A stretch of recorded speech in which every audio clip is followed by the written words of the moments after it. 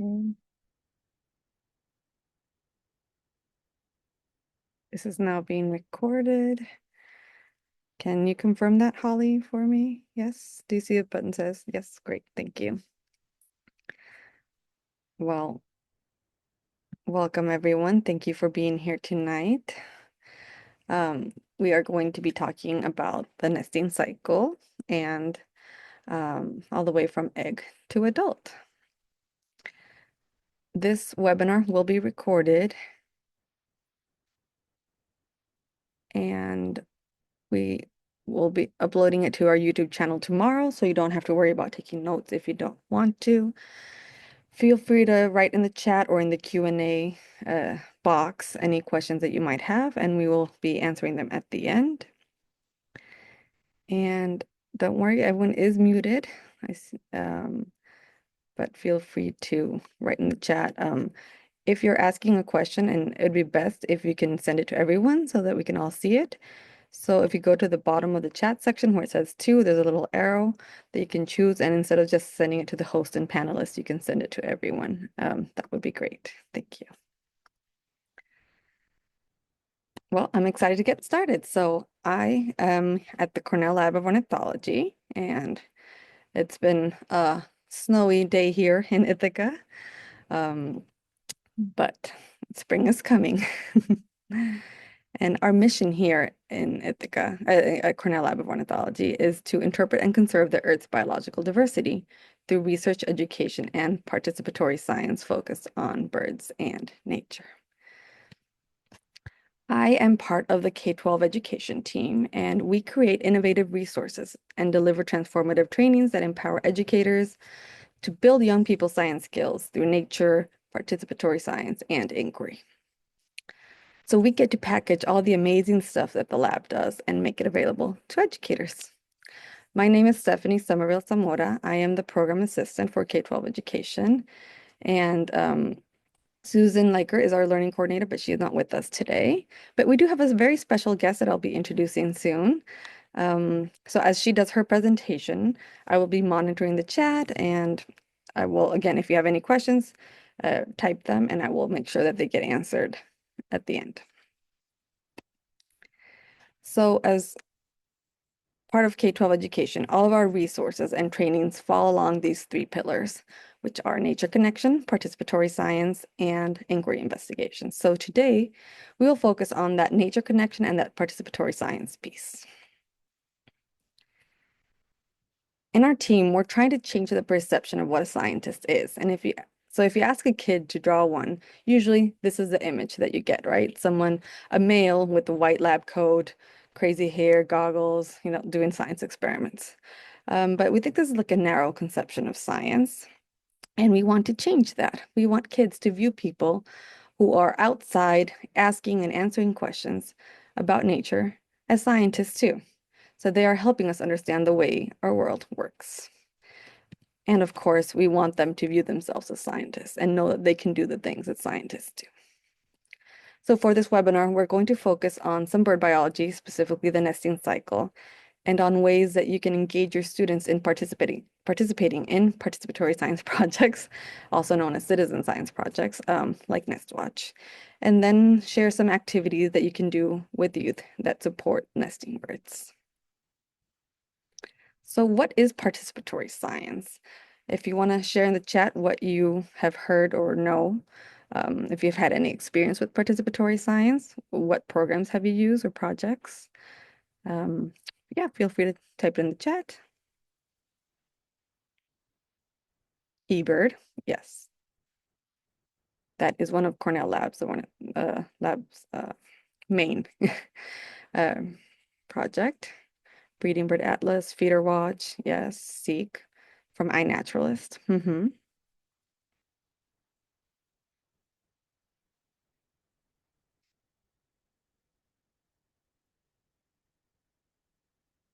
Monitoring nest boxes, submitting data, iNaturalist, yes. Lots of different project learning tree, very well. Kokora, yes. There are many different projects across the country and the world. So Yes, thank you. So participatory science is a way of making observations, right? Recording what you see and then sending the data to professional scientists. Well, some programs do that. Some actually involve the people in designing the program. And um, so yeah, there are many different types, but the ones that we are focusing on is more like collecting data through volunteers.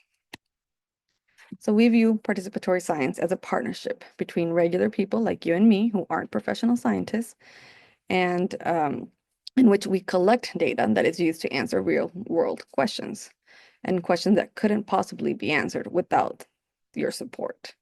And these data become part of the huge, powerful databases that scientists then use.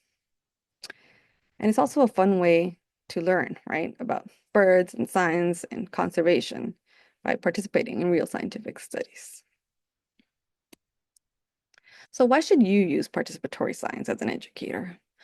Well, it provides a lot of different experiences for children. It gets them outside. It leads to scientific inquiry. So they can observe and ask.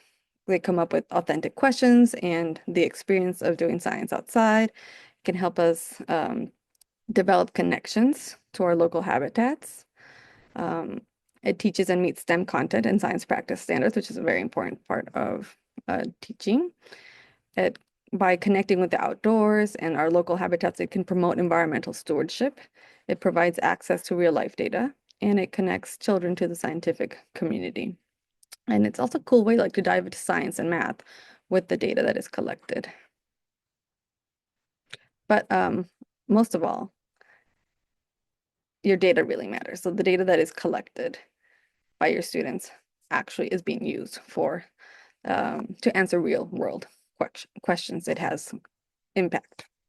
Like this picture right here is of the boy on the right. He was the person who made the 100th million observation for eBird. And it was a 12-year-old boy from British Columbia. So it does matter. Now at the lab, we have many different participatory science projects. Um, they mostly consist of identifying and observing birds, collecting data, entering that data online, whether it's through the app or a website. And then you can use and retrieve that data, download it to your computers, and use that in your classroom. So our main ones are eBird, Project Feeder Watch, NestWatch, the Great Backyard Bird Count, and Global Big Day. So there are projects for all different types. If you want a one-day project or multiple days or throughout the year or throughout different seasons.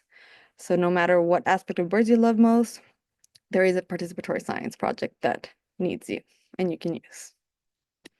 Today, we are going to focus on NestWatch. And joining us is our very special guest, Holly Grant. She is NestWatch's program assistant. So I will hand it over to Holly. Hello, everyone. I'm Holly, as it shows here. I am the project assistant for NestWatch. So if you have ever contacted NestWatch with a question, whether it was via email or phone, you probably talked to me. I also answer general nesting questions that come through our main lines, and do a whole bunch of other odd jobs around the project. So lots of information coming in and out of my ears. All right, let's get started here. All right, so today we're going to be talking about a few different things. I'll run through these, hopefully not too quickly, but enough so that we can finish this in the allotted hour that we have here. We'll be talking about nesting birds, the nesting cycle. We'll go over the different steps of that. Talk a little bit about nest boxes and bird habitats. We'll do a quick little fact or fiction, so we'll be able to bust some myths that you might have about birds and their nests. And then I'll talk a little bit about how to get involved with the NestWatch project.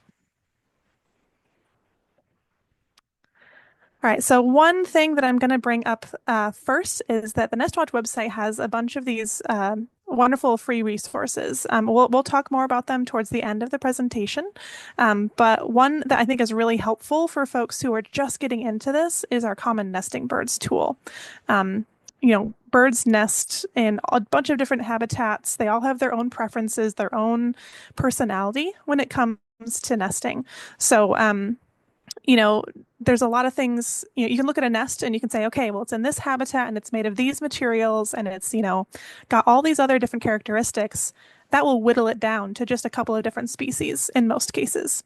So our common nesting birds tool, this is only in for North American birds at this time. We're still working on expanding our species range to outside of North America, but we list some of the most common nesting birds that someone will find in their backyard here, and you can use these filters to help you identify that nest. So let's say you find one in your backyard, you can tell us, all right, what region do you live in, east or west, the nest type, whether it's a cup nest, a cavity nest, we'll talk about that a little bit later, what those types mean, the surrounding habitat, and where that nest is placed. Is it on a tree branch? Is it on a building? Is it in the sand? There's a bunch of different locations, right?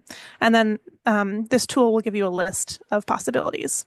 So this is something that we'll talk about later, but I just wanted to bring that up first. Okay, so then we'll dive into the nesting cycle. I'm sure you all are familiar with the basics of how birds breed, right? They lay eggs, the eggs hatch, but there is a little bit more that goes into this. Birds will use a nest mainly just for the nesting season. Once they hatch and fledge that nest, they kind of go off and do their own thing for the rest of the year. So what they have to do to begin with is find that place where they're going to be building their nest, whether it's in a tree, on a tree branch, inside a cavity, wherever they decide to build it, they need to find that place and then defend the territory. They need to choose a mate, build their nest, and then they get to copulation and egg formation. Then they'll lay the eggs, incubate them, the eggs hatch, they feed their young, and then the young leave the nest. We'll go into these a little bit more in detail over the next few slides. All right, so first is finding and defending a territory. So when birds are coming back from migration, that's right around this time for most of us here in North America, in the Northern Hemisphere. A lot of times for songbirds, especially, the males will come back first. And that's because they are finding kind of their little niche in the world. They need to find a spot and they need to defend it from other males that are trying to encroach on that space. So oftentimes the males will come back and try to sort out that territorial space. And then, they're looking for things like, does this area have the resources they need? Is there enough food? Are there, their ideal nesting space are they in the right kind of habitat? And then it also depends on the species. They will have different sizes as well, right? So if there's a colony nester, like I'm sure a lot of you are familiar with purple martins or barn swallows, cave swallows, cliff swallows. A lot of those will nest in colonies, and so they don't mind nesting really close to each other. But if you talk to someone about owls need, half a mile to a mile in between their nests. They're not going to let any other owl of that same species nest within that radius. So, some of these birds, that's why you might find only one pair of owls in an area, but you might be seeing, tens of red-winged blackbirds as are pictured here. All right, and then so once those territories have been established, then a lot of songbirds will start the mating process. There's some species that will mate with the same bird year after year. It's a monogamous species, but there's other species who will find a new mate every year.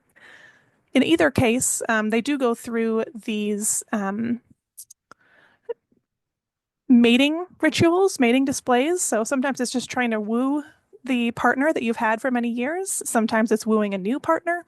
But the males will go to great lengths to do this, right? They're going to be singing their songs. They're going to be doing some displays in the air. Sometimes they might have a special dance.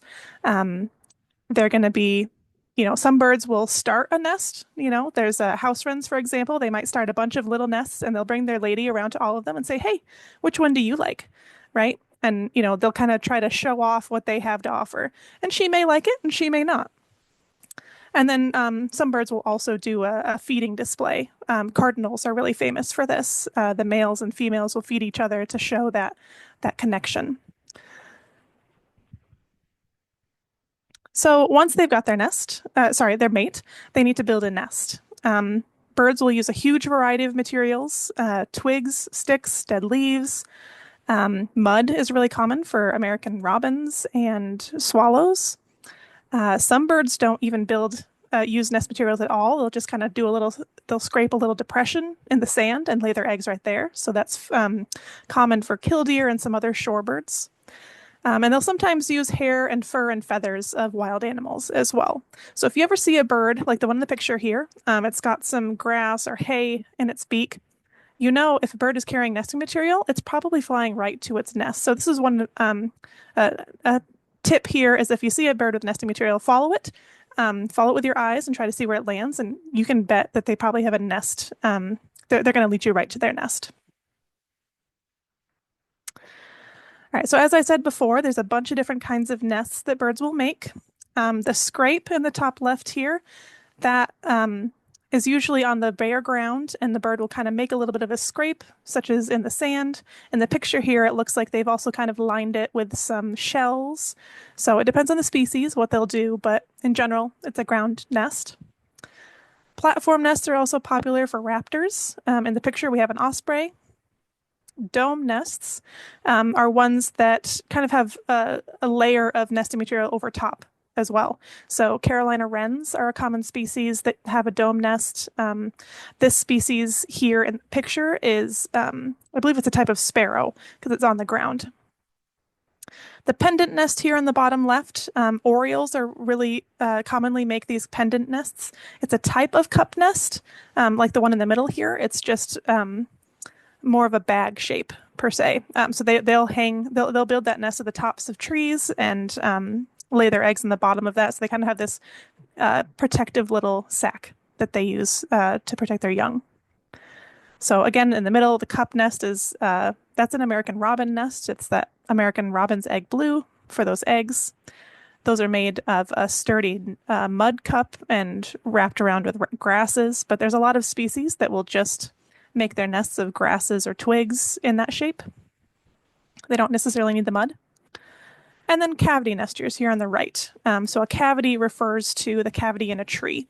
That's a lot of times woodpeckers will make their own, and then other birds in later years will use those abandoned woodpecker holes to have their own nests. So that's bluebirds, tree swallows, chickadees, titmice. Some of the common birds that will use your birdhouses are cavity nesters. All right. And so then once they have their nest, that nest building can usually take, anywhere from 3 to 5 days is usually about the average. Sometimes it'll take a little bit longer. Sometimes if birds are pressed for time, they can do it in a day or two. It all depends on the individual and what the external factors are. But after that, they get to start laying their eggs. And so in a lot of cases, so this is one of the misconceptions about birds is a lot of people think that the birds will, for lack of a better word, they'll be pregnant with a bunch of eggs and then lay them all at once. And that's not true. What birds do is they copulate and they'll have one egg get fertilized and then travel down the reproductive tract. And as it travels down, the albumin, the whites of the egg, is added.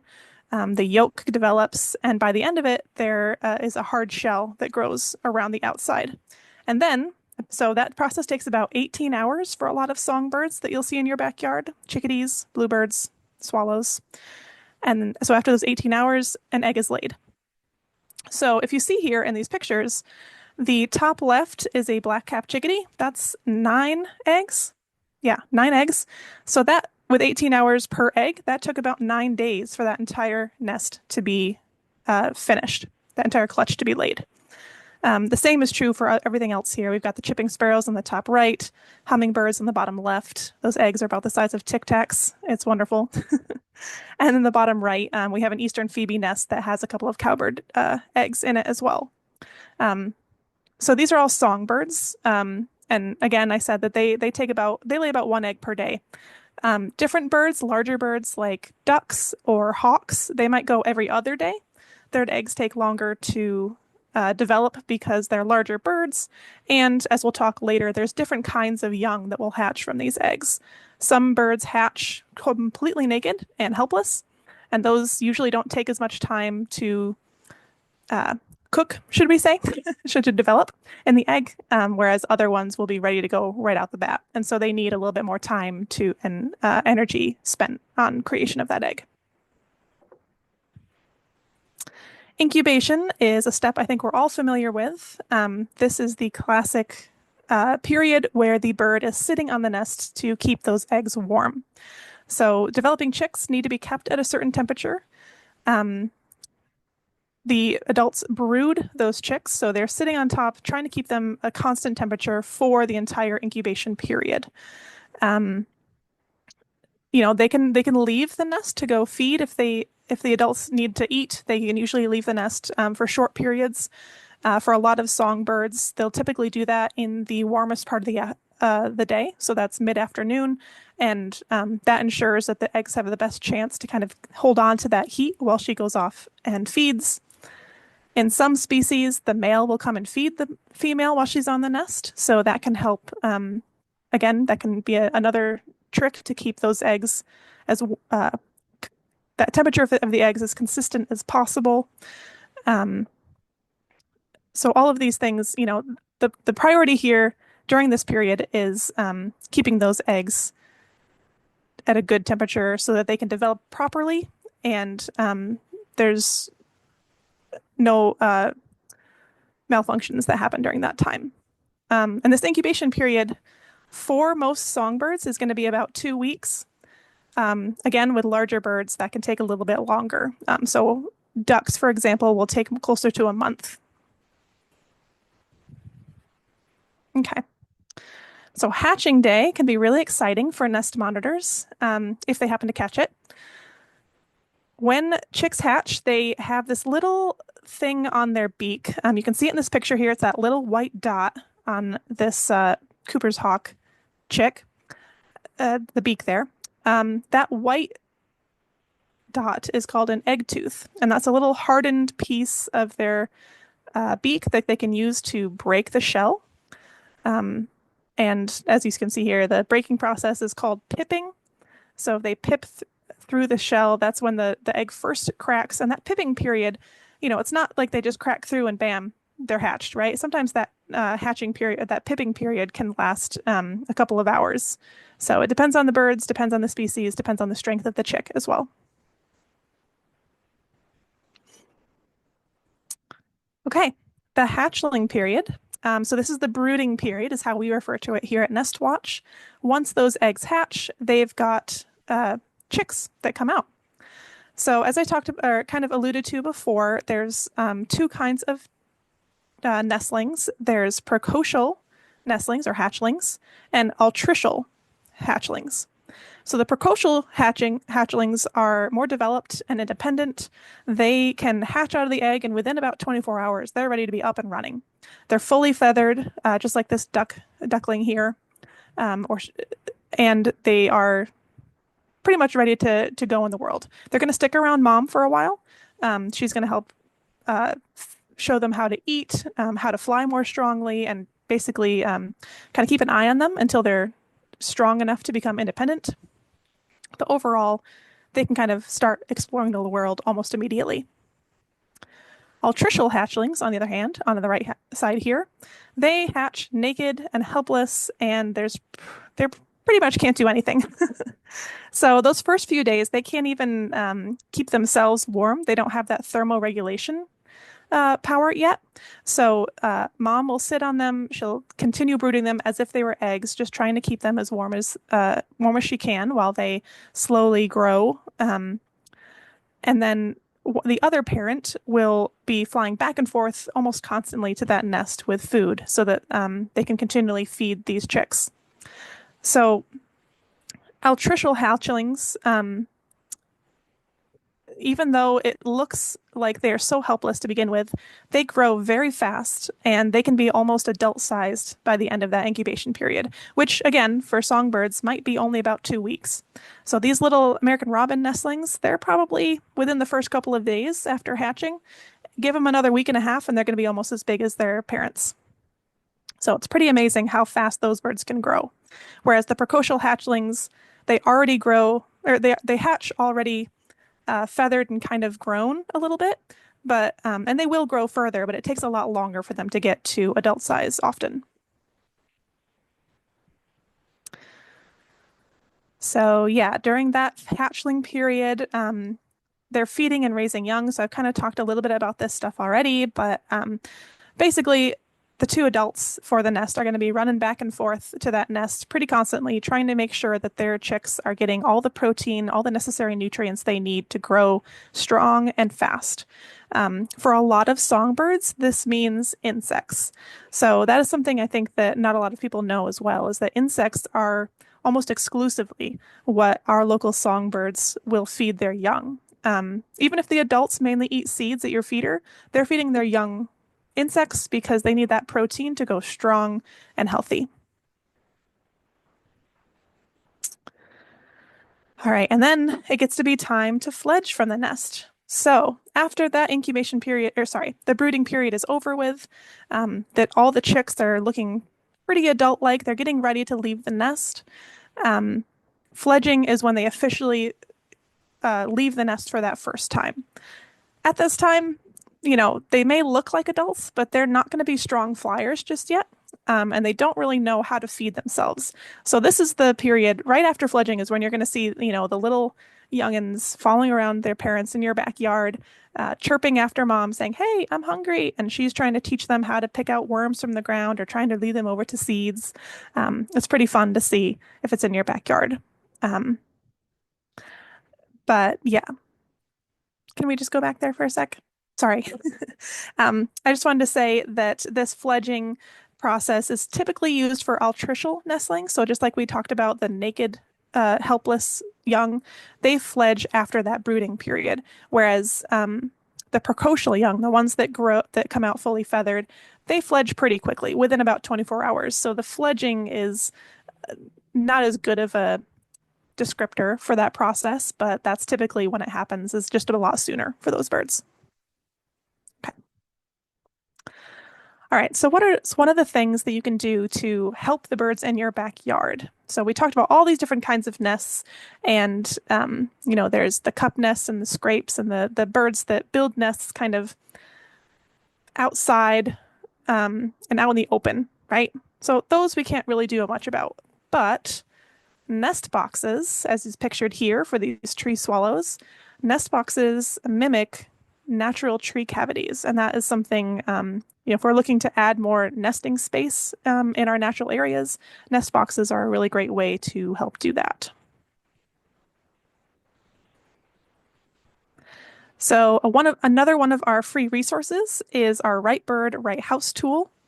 We have 61 nest box plans available. And again, this tool has filters so you can select your region, you can select your primary habitat, and it'll show you a list of birds that nest in your area and that will also use a man-made or human-made nest box.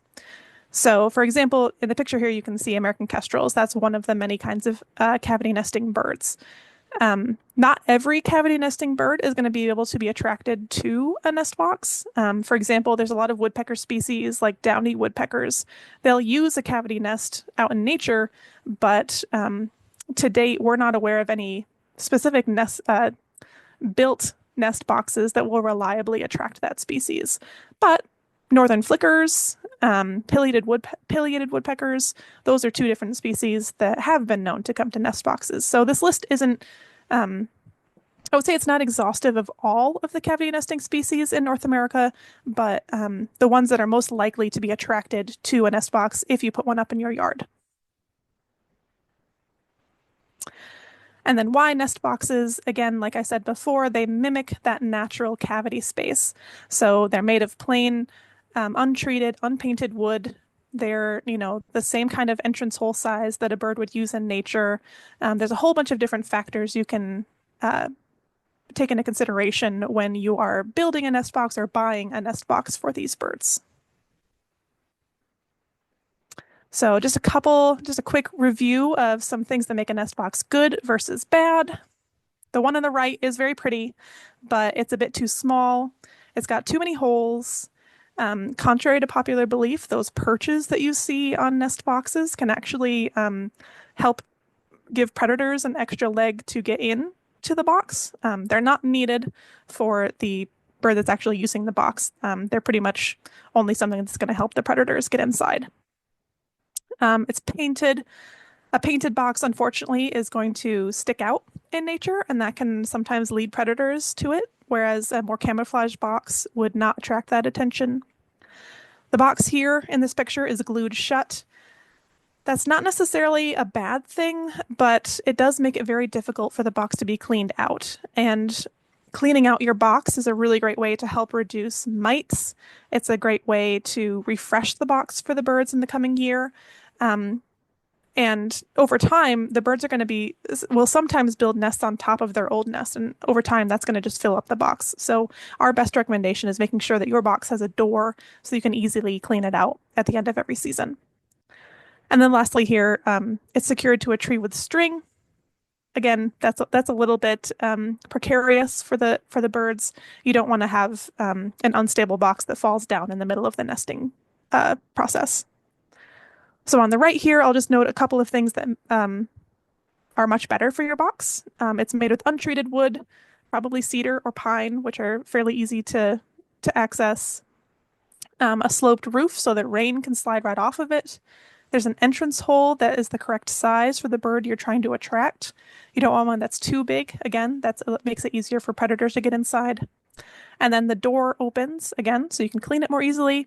And if you see on the pole here on the bottom left, there is a predator guard. So the stovepipe baffle can help prevent climbing predators from getting up to that nest box. Okay, and just a little note, there are birds nesting in all of these different habitats, but birds that nest in one might not necessarily nest in another. Some birds, might have a bit more of a wider preference. So eastern bluebirds, for example, will nest in open meadows and fields and also open woodland. But you'll probably won't see them in the deep forest. If you place a box in the forest, you're more likely to get chickadees or some woodpeckers. So no matter where you live, don't discount the fact that, just because you don't see birds regularly doesn't mean that they won't come to a nest box in one of these areas. All right. We're making pretty good time here. So I'm going to go through these 8 facts or fiction. And if you want to put in the chat here whether you think it's true or false, fact or fiction, whatever you like. And I'll give a minute or so, and then I'll talk about what the answer is. So the first one here, all birds build nests. Do we think that's fact or fiction? Yeah, everybody's got it here. It's fiction. So all birds build nests. No, like we talked about earlier, some of the birds have a little scrape in the ground, and something I didn't mention, owls in particular, and some birds like some of the woodpeckers, they won't actually build a nest at all inside the nest box. They'll use the nest box, but they'll just lay their eggs right on the bottom. So in a lot of cases for, like I said, the nest box plans that we have on that Right Bird, Right House tool, some of the tips there are we will have people add wood chips to the bottom. So it kind of mimics the bottom of a cavity and also helps prevent those eggs from rolling right out of the box when you open the door. All right. Some birds give birth to live babies rather than eggs. Do we think that's fact or fiction?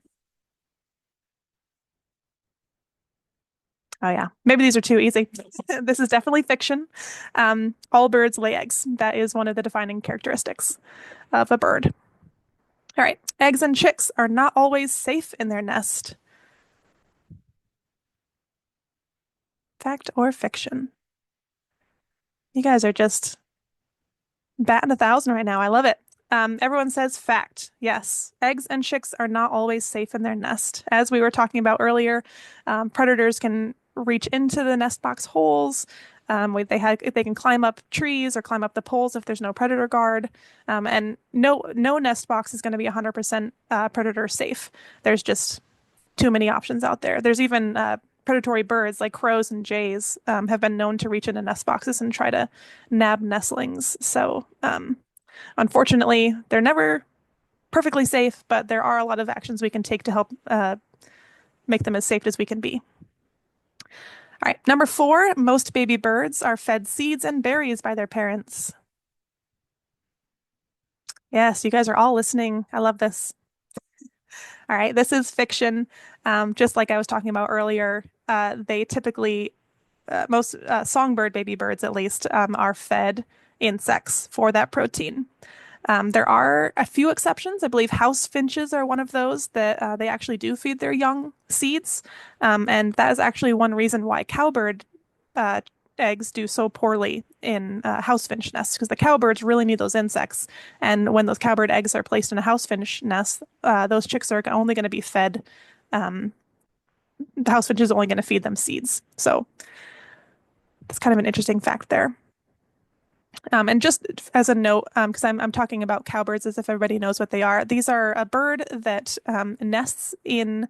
They lay eggs in the nest of other birds. They don't actually build a nest for themselves. So this is just, how they've adapted to uh, reproduce in the world. And so some people, it gives them a bit of a bad rap because I think a lot of people get upset that they outcompete the birds that are already in the nest. And that is sometimes true, but there are a lot of birds that have got adaptations to fight back against that. And overall, with all the research that we're aware of, cowbirds have not been implicated in any of the declines of these species. So it's a natural process.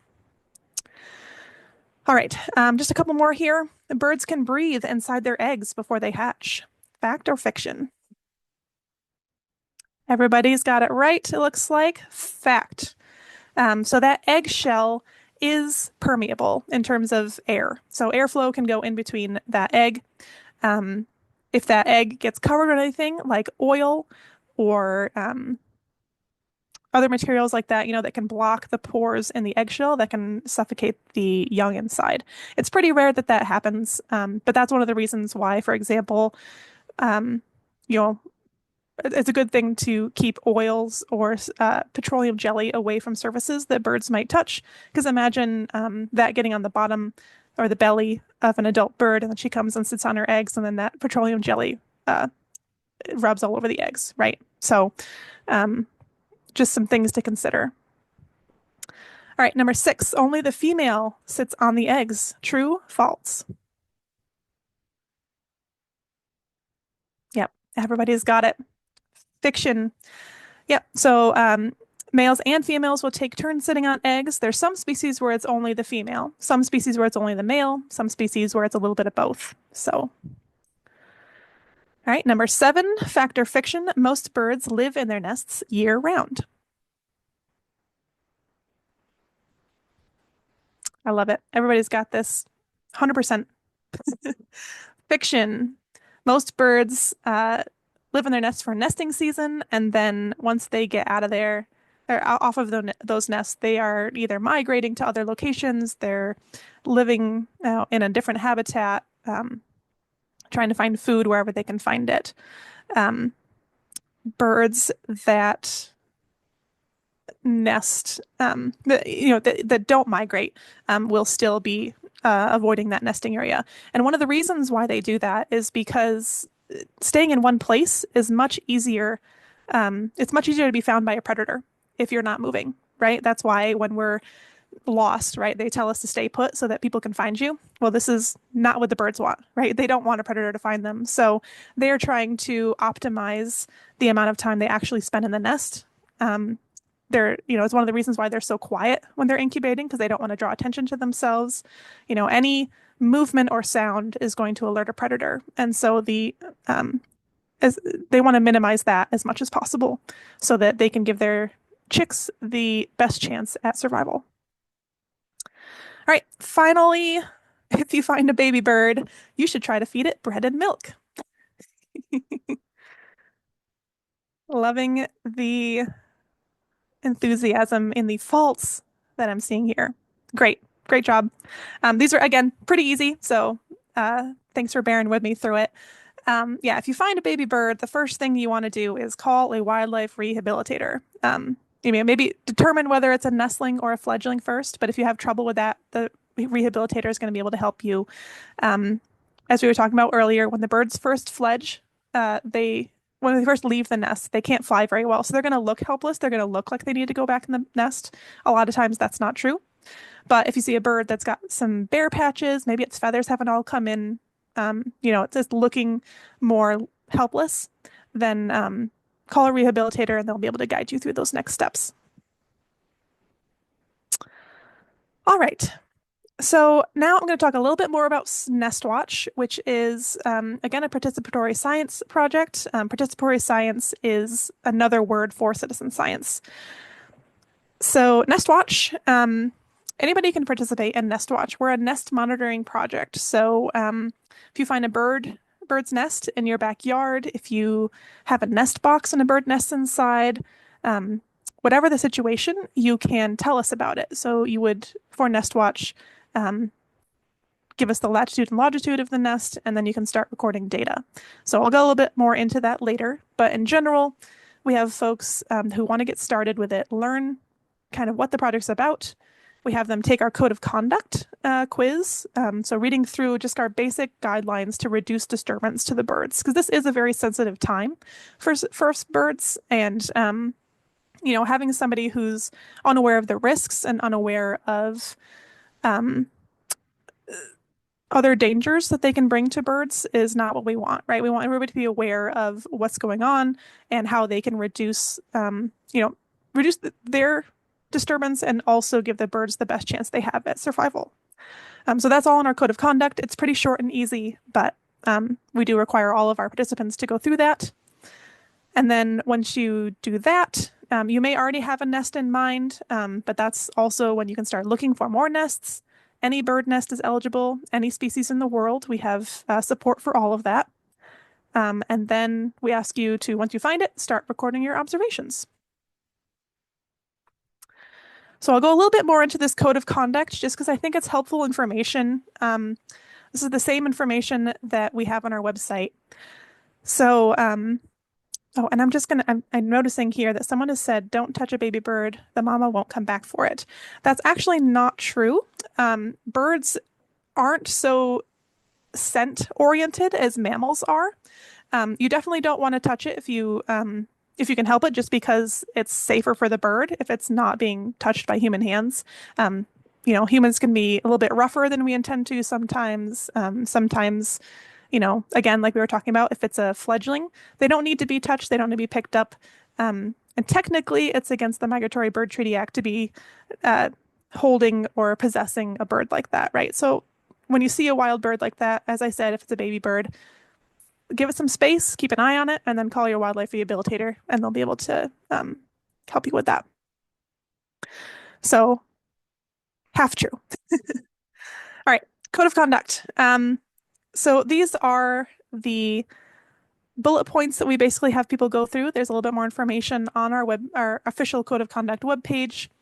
But basically, we ask folks to learn about the birds. So learn about a little bit about their biology, learn about you know, what to expect with the birds. You know, are they supposed to be in this habitat? What other kinds of what kind of nesting methods do they use? You know, are they building cup nests? Are they nesting in cavities? Just learning more about the species that are local to your area is never a bad thing. We ask folks to plan and prepare. So you want to, when you go out to check the nest, you want to make sure that you are doing it at the right time of day. We generally recommend, again, during that warm time of the afternoon, so that if it's during the incubation period and mom's sitting on the nest, if she gets scared off, it's not going to be too catastrophic for those eggs. This is kind of tied in with the collect data carefully point here. You know, try to make sure when you're checking nests, it's not raining and pouring out, right? Because if the mother gets scared off, those eggs are suddenly going to get wet from all the rain. So trying to pick nicer days to do it, warmer weather, and then making sure when you do, again, choose an appropriate time to visit nests. Be sure to spend about a minute or less when you're checking these nests. We tend to try to recommend you spend as little time as possible near them, again, just to reduce the chance that a predator's kind of see, oh, what is that human doing over there? What are they interested in? There's some really smart animals out there like crows that might see a human doing something and then they'll go to investigate and oh, maybe they found the nest themselves. So keeping that visit to the nest pretty quick is a good idea. When you're looking for nests, you want to search through them carefully. You want to be wary of any nest predators that are nearby. So again, if you're seeing, some hawks or crows or anything nearby, or if you've got, you know, squirrels, chipmunks, cats, raccoons, there's all sorts of different predators around. So just be kind of wary of the ones that are in your area. And that's a good, if you know which ones are in your area, you'll be able to better outfit your nest with nest predator guards. Excuse me. So minimizing the disturbance at the nest. Again, that's kind of doing the same things I was just talking about. As we talked about, again, don't handle the birds or the eggs without permits, because again, that's against the Migratory Bird Treaty Act. So only federal permits are going to let you legally handle the contents of the nest. So your goal is to open that door of the nest box or just kind of peek into the nest and then, move on, go on your way. So you're not taking the nest out of the box or touching the nestlings that are in a cup nest, anything like that. And then the last few here, don't leave a dead end trail. So if you're walking up to a nest, don't just turn around and go back the same way you came. Try to kind of take a different path away from the nest than you took to the nest. So if a predator is following your scent trail later that day, it can walk right past the nest as well. You don't want to kind of lead it right at a dead end at the nest. And of course, respect private land. If you have a nest box on your own land, that's wonderful.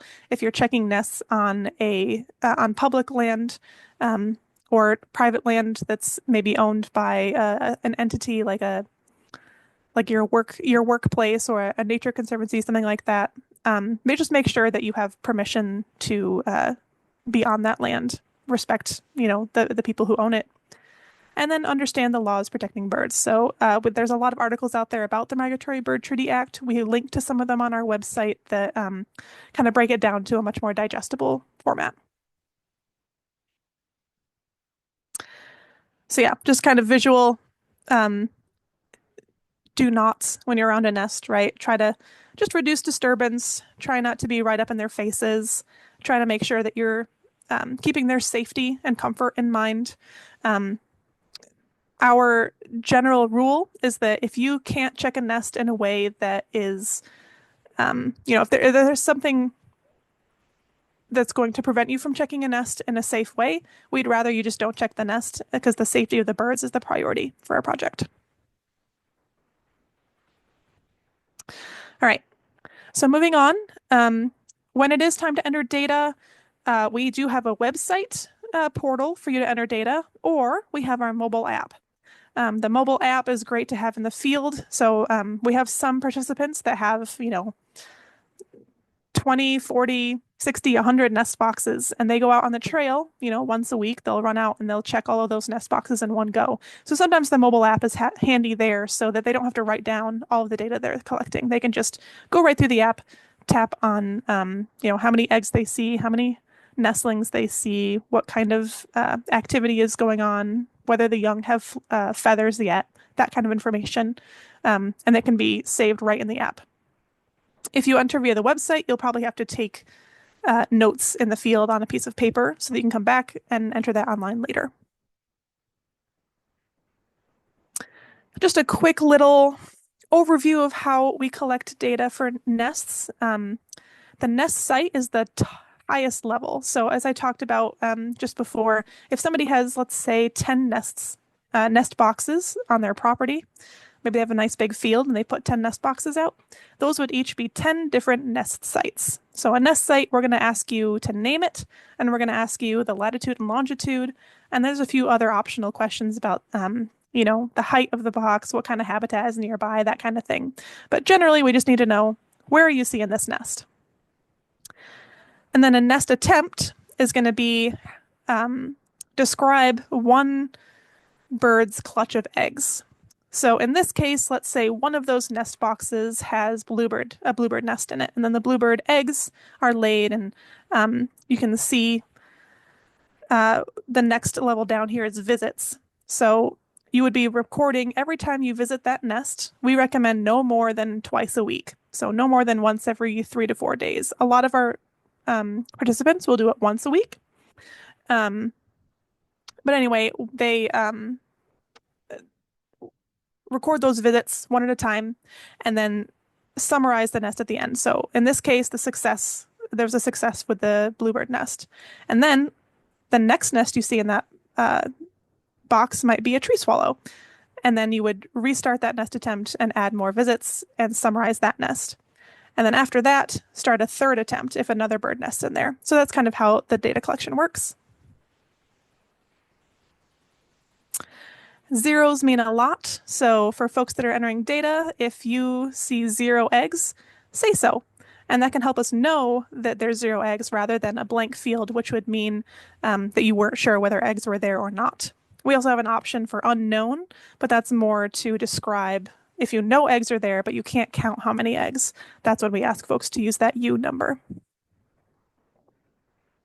All right, and then what can data tell us? Mountain bluebirds have good years and bad years, as shown in this graph. So this can be, pick any different species and you'll see something similar. There's a lot of fluctuation for a lot of birds, but using this data, we can kind of see what those fluctuations look like and start to see when they have an upward trend or, unfortunately, more commonly, a downward trend as of late. And then we have enough data for a lot of years, we can start to see, like I said, those declines or increases in species. So this is a screenshot from an older version of our website that showed the mourning doves and how they're in decline in the western part of North America as compared to the eastern side. Right now, the NestWatch database has nest records for, I think it's several hundred species, and there's 750,000 nest records in that database right now. Okay, so as I talked about earlier, the NestWatch website has a lot of free resources. If you go to nestwatch.org and click on that Learn tab, you will see a bunch of different, the most informational pages will be under that tab there.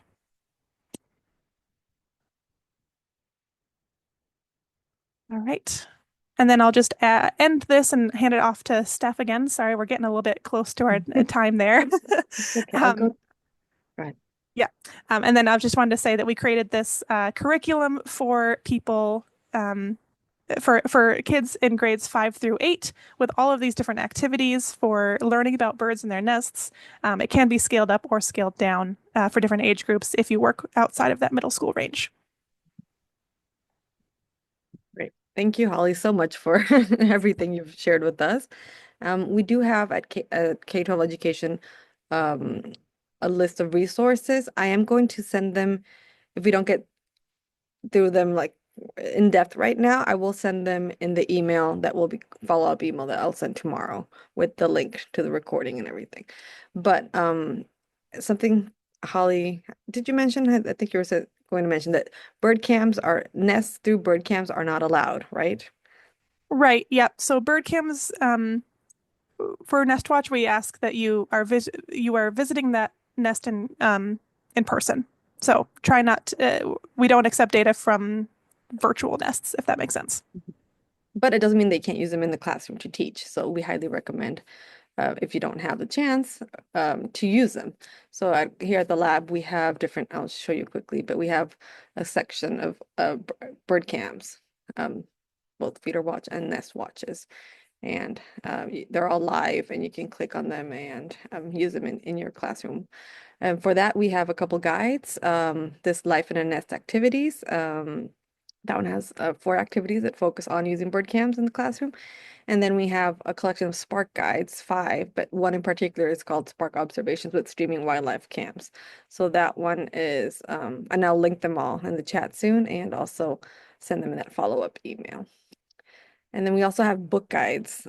So these are for the K-5 levels. There are books that we have selected and created activities based off of the books. And On Bird Hill by Jane Yolen, which is classic. Um, Highly recommend that one. And also An Egg is Quiet. So I'll link those as well. And then we have a group of lessons called Feathered Friends, and there's like a lesson for every month of the school year. And June happens to be nests and chicks.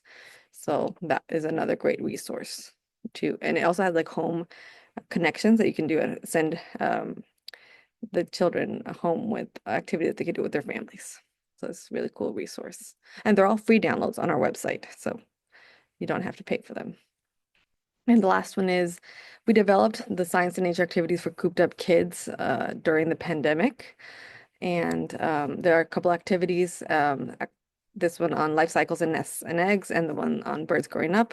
They have PowerPoint presentation, well, uh, Google, Google presentations, Google Slides that you can download and edit and use, and lots of good resources. And they're also grade banded within. So I will send a link to those. I do want to, before we go into questions, say that please follow us on social media, or if you have any questions, send us an email, visit our website, and also NestWatch website, which I'll be linking. And we do have a summer educator retreat coming up in July. It's July 15th to 17th. And if you would like to register, there are still spots available.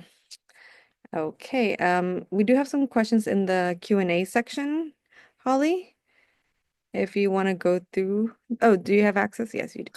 Yep, I've been going through and answering a few of them. Some good questions here. Let's see. So I answered a few of them. There was questions about our resources availability. I'll reiterate that most of the species offerings and resources that we have right now are centered on United States, Canada, and our Right Bird Right House tool also has a Mexico option. We do have the website translated in Spanish, and we're working on translating it into Portuguese so that we can expand the, help make that language barrier lower that a little bit. But a lot of the species right now are kind of North American centered, and we're working on expanding those lists. And I have a few more here that haven't been answered. I have one question. Are most female birds the sole brooder or caretaker? Do some species co-parent? Yeah, so it depends on the species. Some birds, the female will brood and caretake for the entire time. Sometimes it's the male.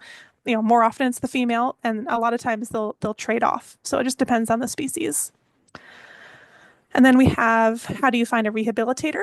Your state or provincial wildlife organization should have a list of federally certified rehabilitators. So in our case for New York, that would be the New York State DEC. There's a wildlife unit because this wildlife rehabilitators require that that federal permit. There should be a list of them with your state agency. We have another question. When is NestWatch? It is any time of the year because we accept all bird species and anywhere in the world. That means, in the northern hemisphere, the nesting season is pretty much in full spring right now. In the southern hemisphere, they're not going to start up probably till our fall because that's their spring.